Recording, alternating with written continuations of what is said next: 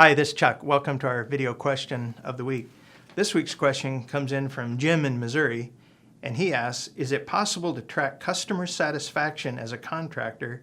And if so, who should the customer be? Well, Jim, that's a great question.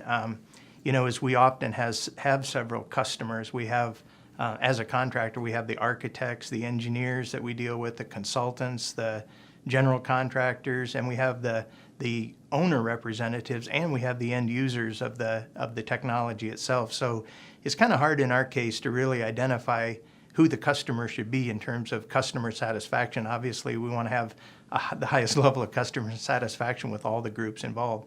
But yes, you should actually do this. And one of the things that I highly recommend is that you create a short survey that addresses each stakeholder group, and you use a numeric system to do it, like a 1 through 10 scoring system.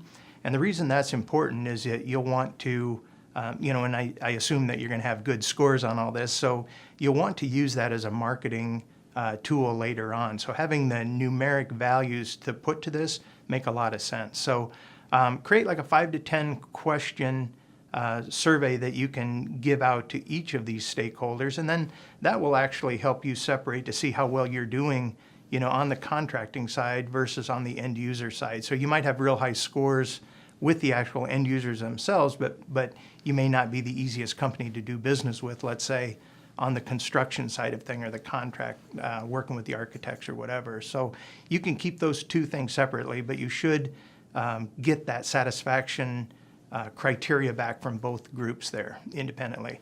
So, and then on the questions themselves, is make sure they align well with both stakeholder groups. So you may have to ask even different questions to the end users than you would the contractors or construction team that you're working with there. So, and another, I guess, bit of advice on that, it would be to keep with it, to stay diligent about this, do it on each and every project, and try as hard as you can to get response from each and every project and each and every customer.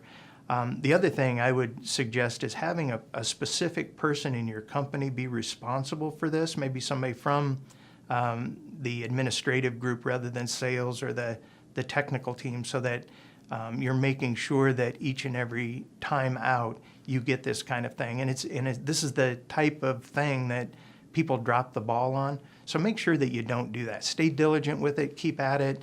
Over a period of time, you might get some really good input back from your clients to make improvements on, and you also might get some really good information for your marketing group to be able to talk about your company. So stick with it, even if it's bad news to start with. Keep going and keep making improvements and keep sticking with it. Make sure it's a numeric valuation on this, though. So great question. Thanks for asking.